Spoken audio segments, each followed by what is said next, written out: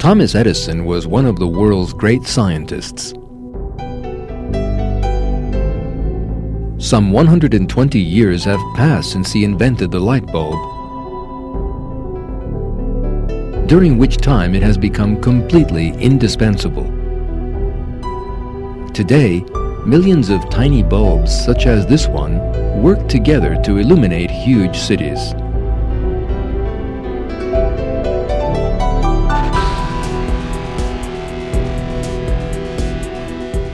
Light has become one of the most important symbols of this civilization.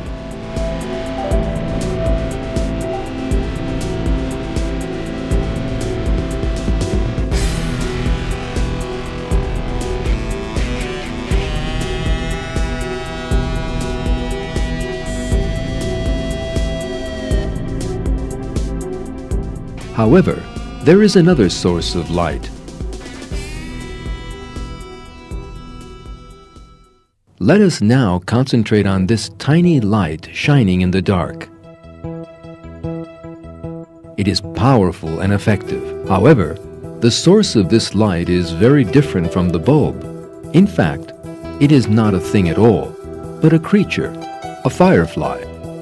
This tiny creature produces light within its body, yet it possesses no bulb. Nor does it use electricity. Yet it possesses an even more powerful technology. It is more effective than a bulb, which turns only 10% of the energy that reaches it into light. The other 90% turning into heat and disappearing. The firefly, on the other hand, produces nearly 100% light from its energy. The reason for this is the flawless design of its light production system. Its body contains a special chemical called luciferin and an enzyme by the name of luciferase. When light is to be produced, these two chemicals combine and in their combination emit energy in the form of light. These complex molecules have been specially designed to emit light. The place of every atom that makes up these molecules has been established in accordance with this plan.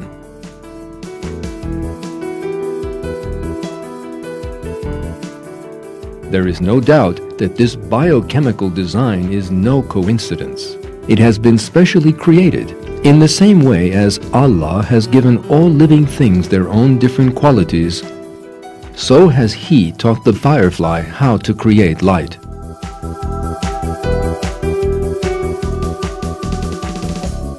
So, what does the firefly do with the light it creates through such an advanced technology? In order to find the answer to that question, we must examine closely a swarm of fireflies.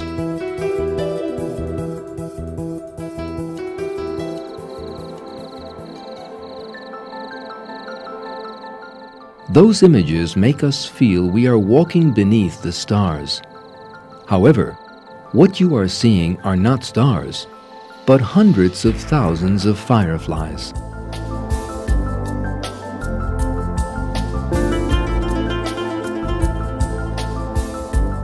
These lights are of great importance to fireflies. Communication. Throughout history, man has employed various means to communicate. One of these is Morse code, which consists of mixed short and long signals and is used in telegrams.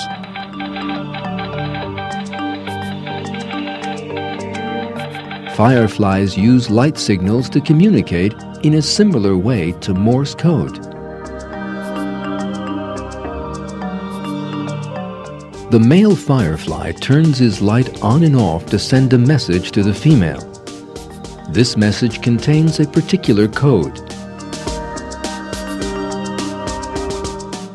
and the female uses the same code to send a message back to the male. As a result of these reciprocal messages, males and females come together. From the moment it is born, each firefly knows how to send messages in this manner and how to understand the messages sent by other fireflies.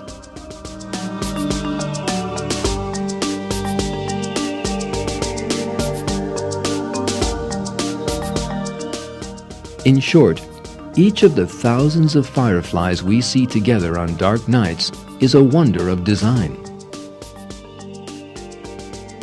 The creator of this extraordinary system is Allah, the creator of all living things.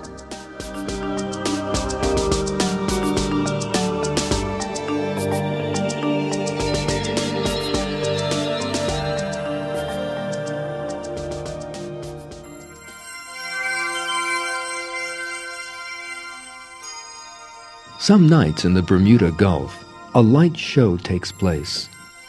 Sometime after the sun has set, fascinating lights appear on the surface of the water.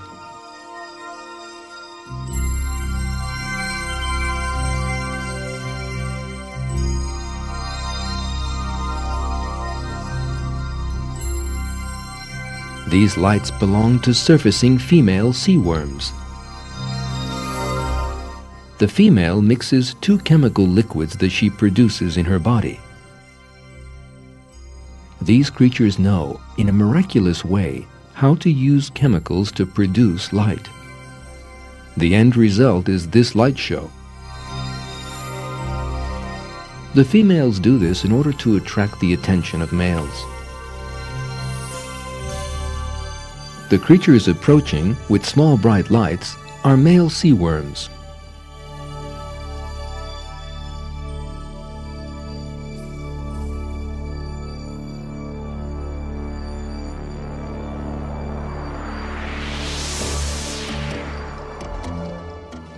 Ten minutes later, the surface is covered with hundreds of females emitting bright lights.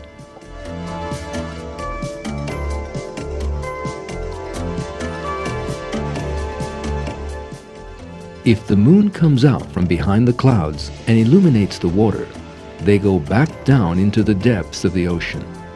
20 minutes later, the show is over.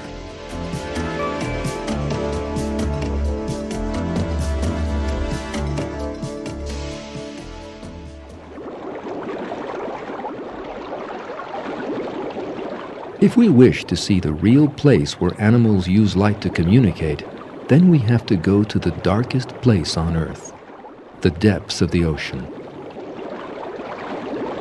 This submarine was specially designed to be able to dive to depths of some 600 meters. The sun's rays cannot penetrate below 200 meters. Here is the darkest place on Earth. The pressure is 20 times higher than that at sea level. You might think that nothing could live in these conditions.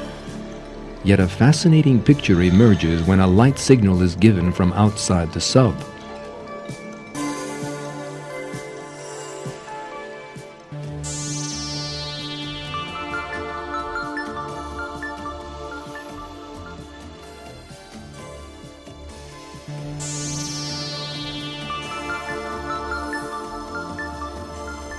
What you see are living things that reply to light, with light, and that communicate by means of producing light in this darkness.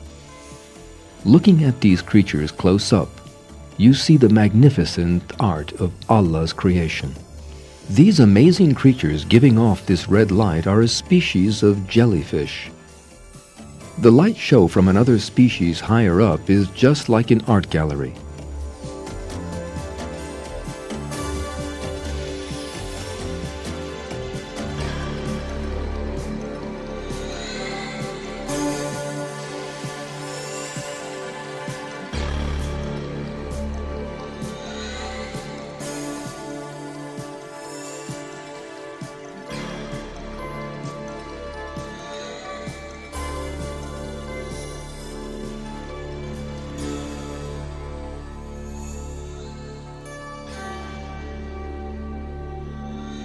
The lights of the sub need to be turned off to fully appreciate the show.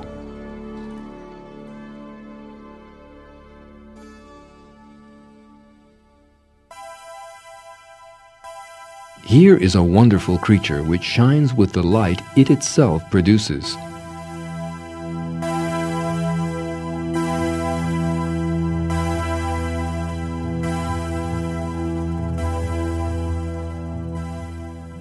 This is another sea creature that swims around emitting light.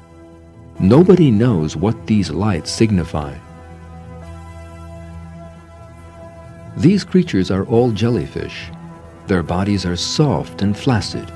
None of them possess reason or intelligence, nor do they know how the light in their bodies is formed.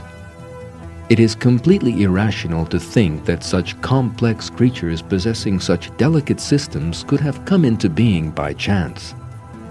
There is no doubt that these creatures were created to a special design. That is why this light show from hundreds of meters below the surface of the sea reveals to us Allah's infinite might and artistry. That is why this light show from hundreds of meters beneath the surface of the sea reveals to us God's infinite might and artistry.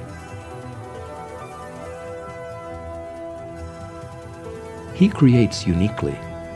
Everything on the earth and in the oceans belongs to Him, and He possesses infinite wisdom and knowledge. In a verse it is said, He is Allah, the Creator, the Maker, the Giver of form. To Him belong the most beautiful names. Everything in the heavens and earth glorifies Him. He is the Almighty, the All-Wise.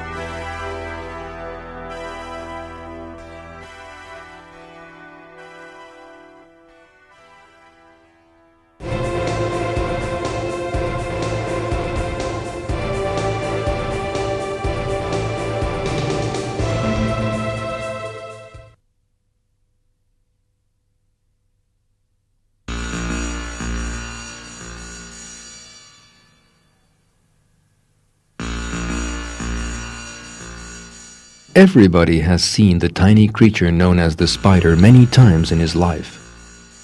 Perhaps in the house, out in the countryside, or in the garden.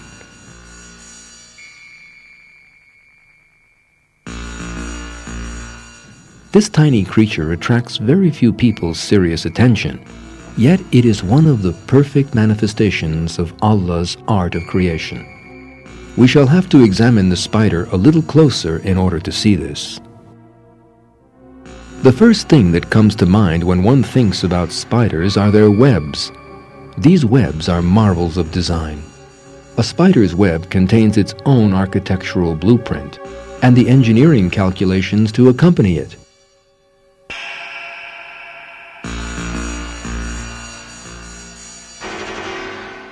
If we enlarge the spider to the size of a human being, the web it weaves would be around 150 meters high.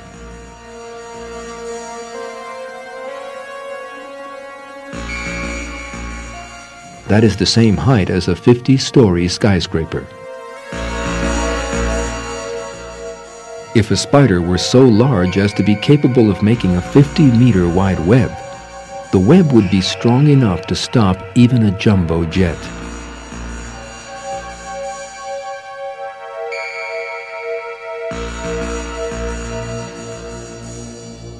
So, how do spiders weave webs with these properties?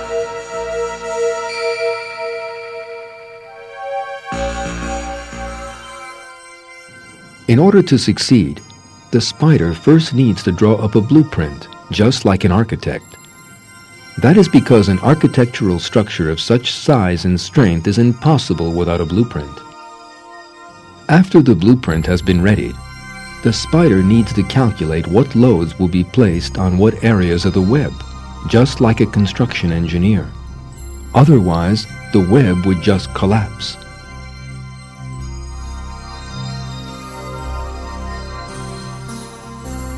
When one considers how the spider weaves its web, a real miracle emerges.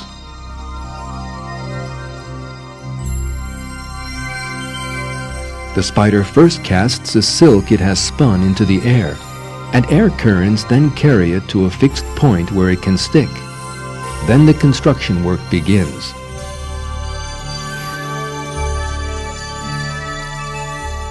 It can take an hour or more to weave a web. You are now watching the process speeded up by a factor of 60. The spider first pulls strong, tense threads from the center outwards, thus preparing the skeleton of the web. It then uses a loose and sticky thread to complete links from the outside in.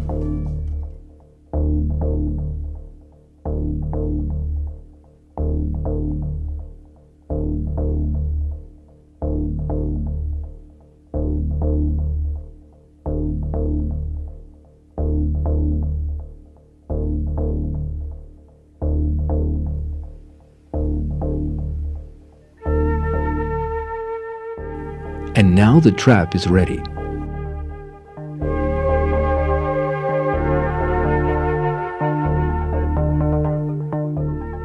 The thread the spider uses is just as much a miracle as the web itself. Spider silk is 5 times stronger than a steel thread of the same thickness.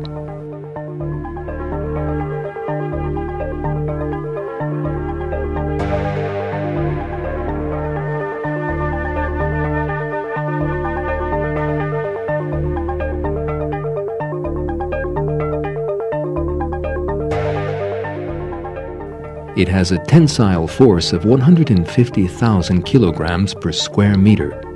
If a rope 30 centimeters in diameter were made out of spider silk, it could bear the weight of 150 cars.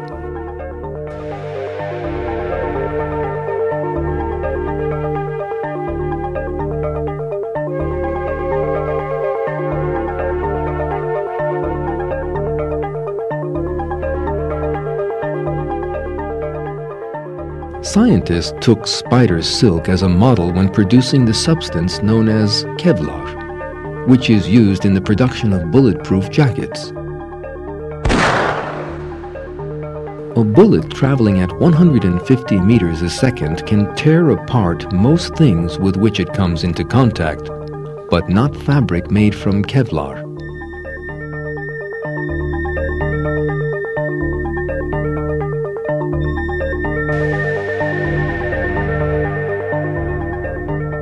Spider silk, however, is 10 times stronger than Kevlar. It is also thinner than human hair, lighter than cotton, and stronger than steel, and is recognized as the strongest material in the world.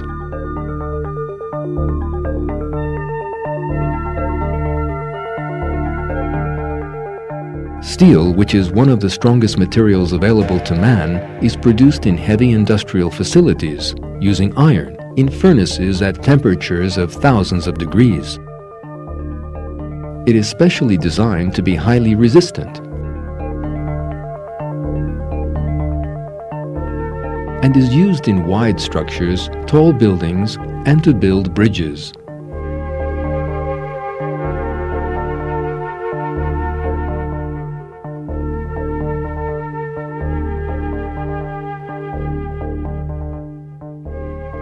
The spider produces a material that is 5 times stronger than steel, yet it possesses neither furnaces nor technology.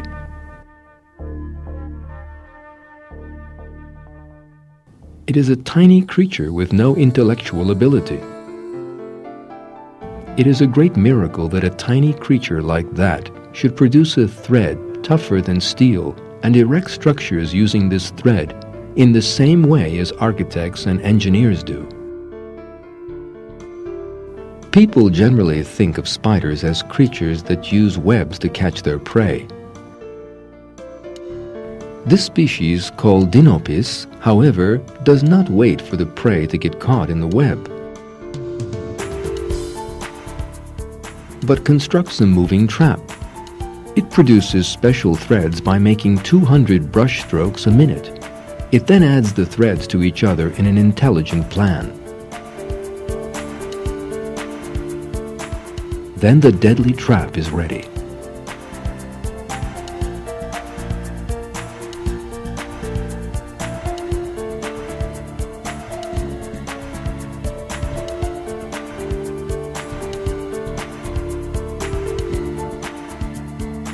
It lies in ambush in a place where insects frequently pass.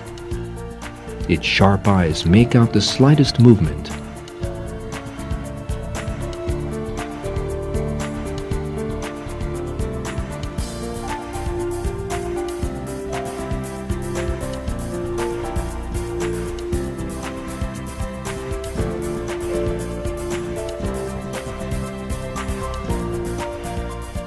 It then wraps its prey up in special silk.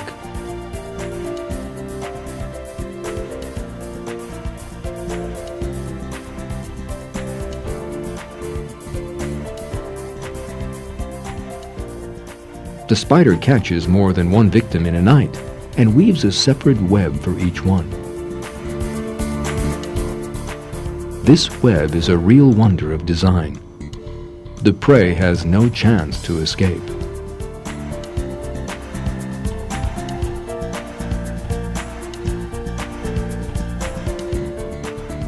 The hunting method of the bolas spider is another miracle of creation.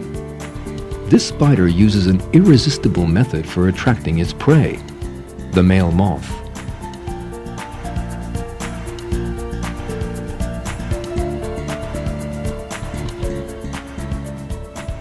Again, it produces a thread that is stronger than steel inside its body. This thread is covered with sticky droplets.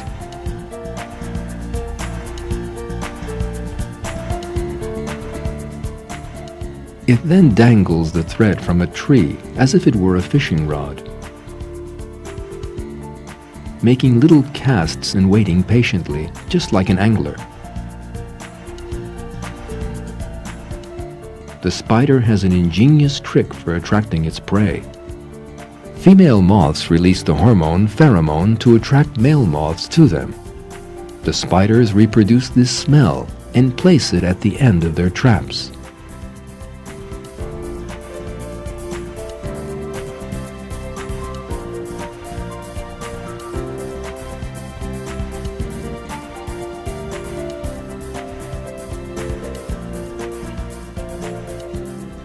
The male moth cannot resist the trap.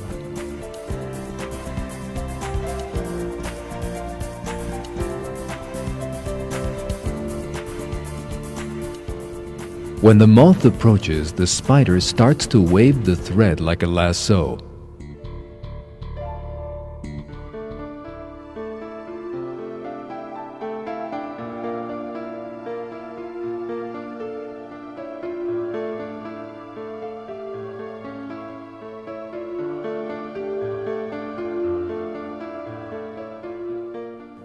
And the plan has worked. The prey is caught.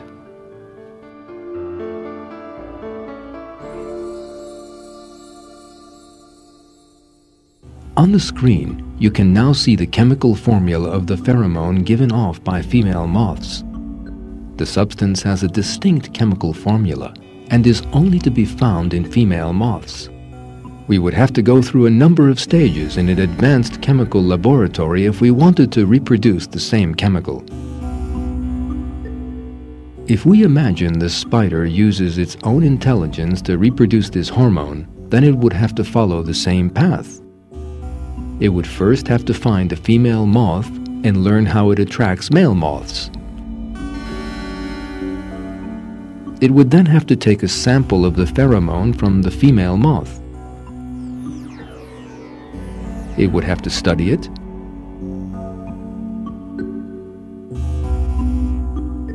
and carry out lab tests according to the formula it finds.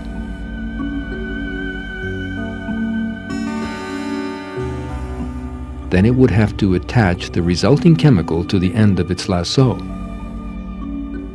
However, this tiny spider possesses neither the intelligence to follow such a procedure, nor the education, nor a chemical laboratory. So how has this spider managed to reproduce that pheromone just like a chemist? How did it come to think of sticking it on the end of its thread?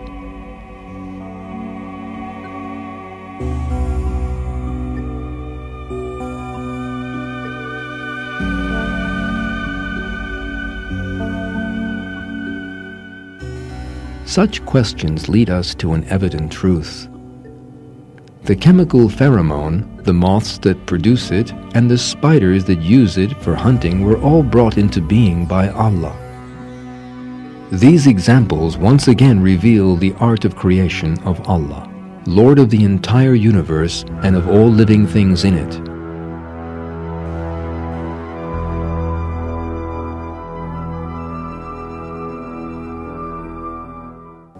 Another species that uses a very intelligent technique to catch its prey is the trapdoor spider.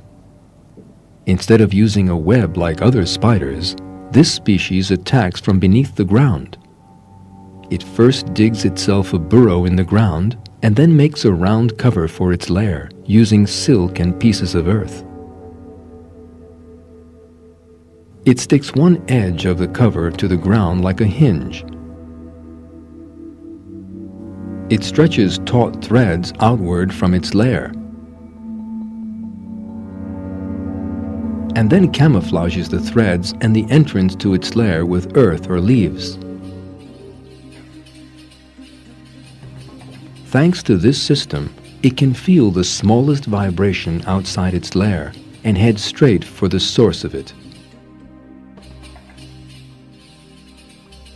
The trap is now ready.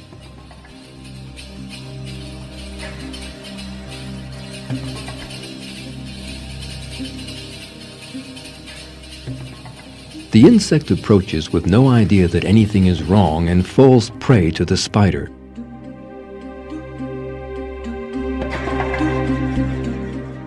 Here an ant is confidently walking over flowers.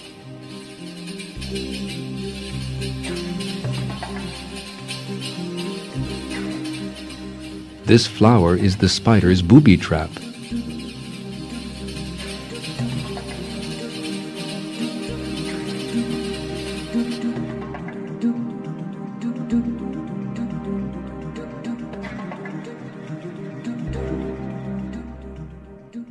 But how could a spider with no power of thought and reasoning have had the idea of preparing a trap and then installing an early warning system outside it?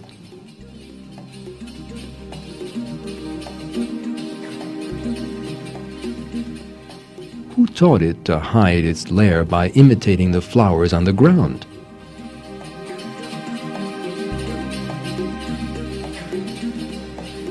And what is even more interesting is the fact that every spider born knows its own species' hunting technique.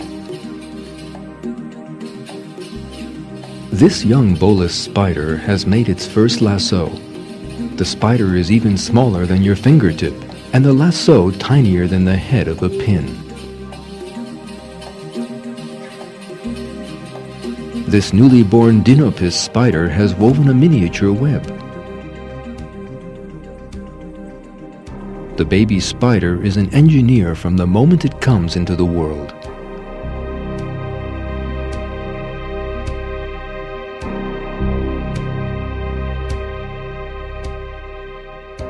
The presence of a number of young in a small area can lead to small hitches. But eventually everything starts to function like clockwork.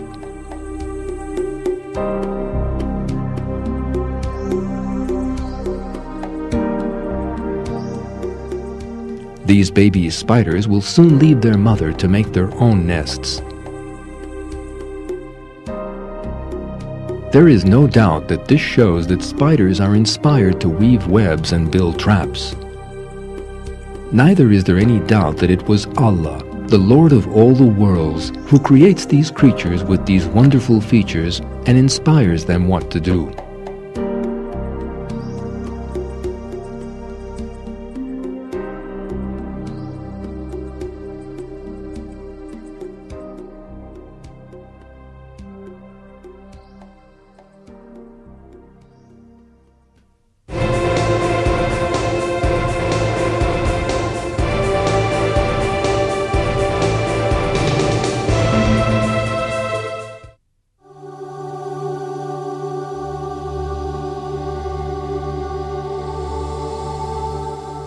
(55°C is a baking hot temperature.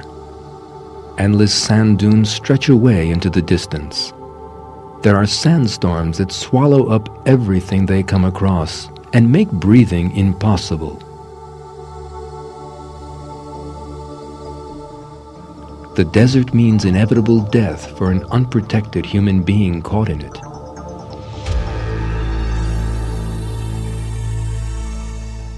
Only vehicles specially built for the purpose can survive in these desert conditions. Any vehicle intended to work in the baking conditions of the desert has to be designed to withstand them and to be impervious to sandstorms. Furthermore, it has to be able to travel long distances with very little fuel and consuming little water. The machine best able to withstand these difficult conditions is not a vehicle at all, but an animal.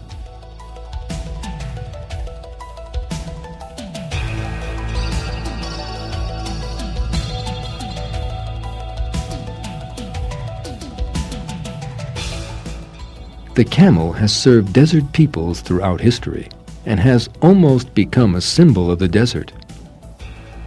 The heat of the desert is deadly to other creatures. Apart from a few insects, reptiles, and some other tiny animals, no animal can live there. The camel is the only large creature to survive there. Allah has created it especially to live in the desert and to serve mankind. In fact, Allah draws attention to the creation of the camel in the verse,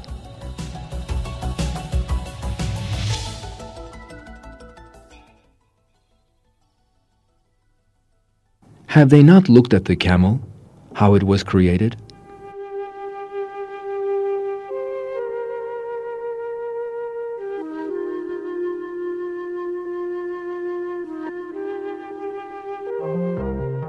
When we look at how the camel was created, we see that every detail of it is a miracle of creation. The most important thing in the burning heat of the desert is to drink, but it is difficult to find water there. It is also practically impossible to find anything to eat in the endless sand. That being the case, any animal that can live there has to be able to withstand hunger and thirst. And indeed, the camel has been created resistant to both.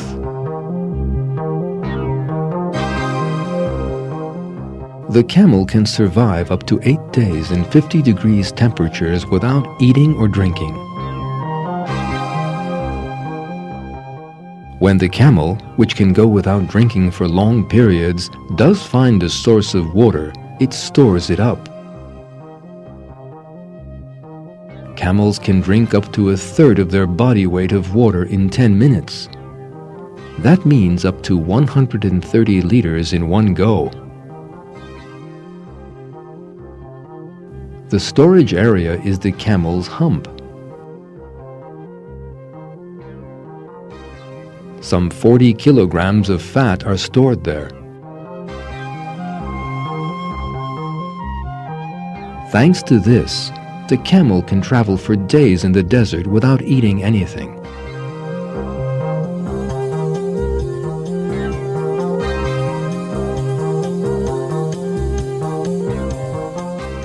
Most of the food sources in the desert are dry and thorny.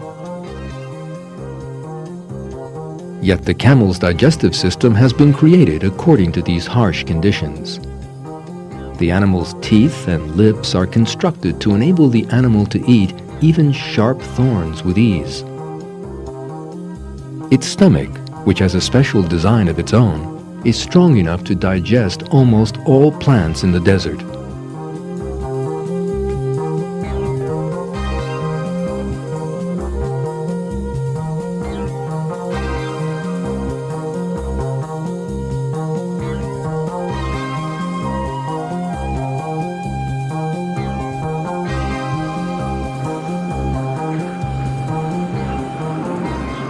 Desert winds suddenly arise, generally in the wake of sandstorms. The sharp sand suffocates and blinds. But Allah has created a special protective system in the camel to enable it to withstand these difficult conditions.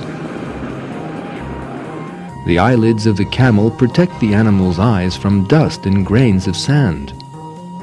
However, they are also transparent, and that enables it to see even with its eyes closed.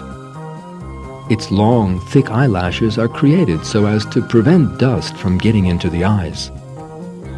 There is also a special design in the camel's nose.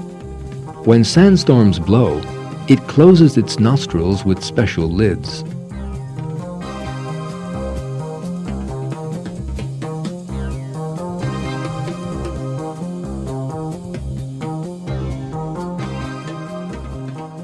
One of the greatest dangers facing any vehicle traveling in the desert is becoming stuck in the sand. But no such danger faces the camel, even though it carries loads weighing hundreds of kilograms, because the camel's feet are specially created for the desert.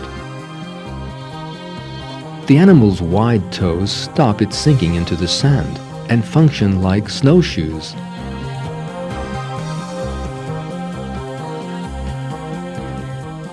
Its long legs keep its body away from the burning heat of the desert floor.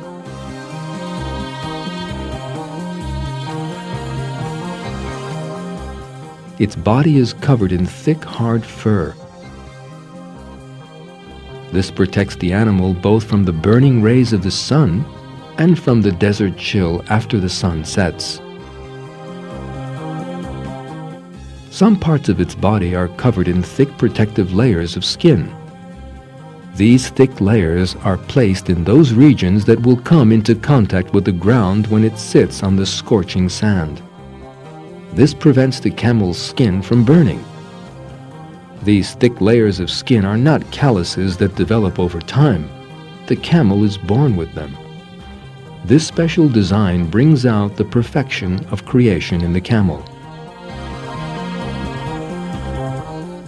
Let us consider all the features of the camel at which we have been looking. The special system that enables it to withstand thirst, the humps that enable it to go without eating, its foot structure that stops it sinking into the sand, its transparent eyelids and the eyelashes that protect its eyes from the sand, its nose with its special anti-sandstorm design, the structure of its mouth, lips and teeth, which enables it to eat thorns and desert plants, its digestive system that permits it to digest almost anything, the special calluses that protect its skin from the scorching sand, the specially designed fur that protects it from both hot and cold. None of these can be explained by the logic of the theory of evolution, and these and all its other features reveal one evident truth. The camel was specially created by Allah to live in the desert and serve the people there.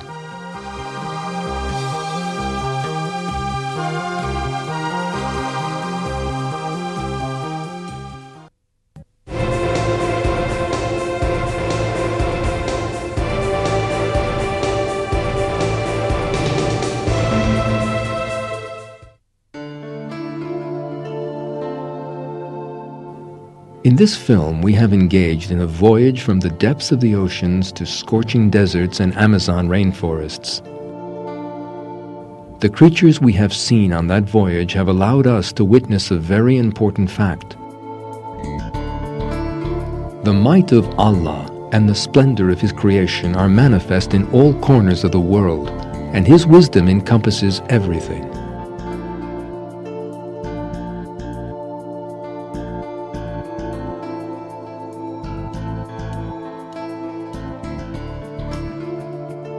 Allah reveals this in a verse. Your only deity is Allah. There is no deity but Him. He encompasses all things in His knowledge.